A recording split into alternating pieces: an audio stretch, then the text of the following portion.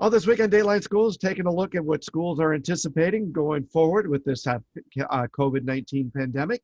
And now this week, we're talking with Dr. Kevin Miller, Superintendent of St. Clair County RESA. And Dr. Miller, a week or so ago, the state superintendent of schools came out and said, hey, let's take a look at next school year. No, we know we've got some learning loss because of the pandemic. Maybe we should just expand the new school year. What are your thoughts on that?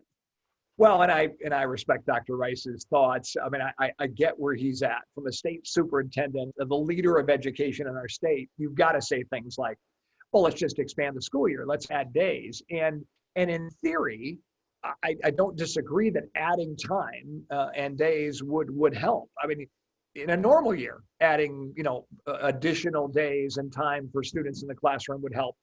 But the little issue of we have a contract with our teacher groups and things like that might get in the way of letting that happen. And frankly, if you're going to ask people to work extra days, then you're going to have to pay people to work extra days. So our response from our superintendents group and our ISD superintendents group in the state has been, that's great in theory, but you need to talk to the legislature first about a little thing called dollars that we would need to have, to put that in motion.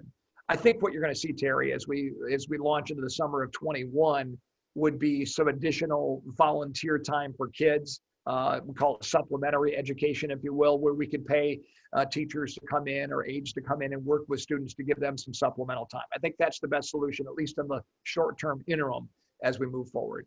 And we already have some of that in place, like with summer school. I know a lot of schools are doing some after-school days to give kids some extra help where they need it.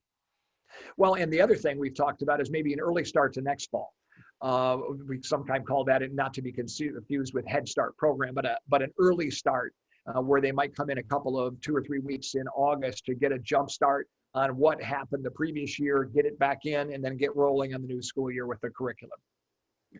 We'll be back with more tomorrow. For Dateline Schools, I'm Terry Henry.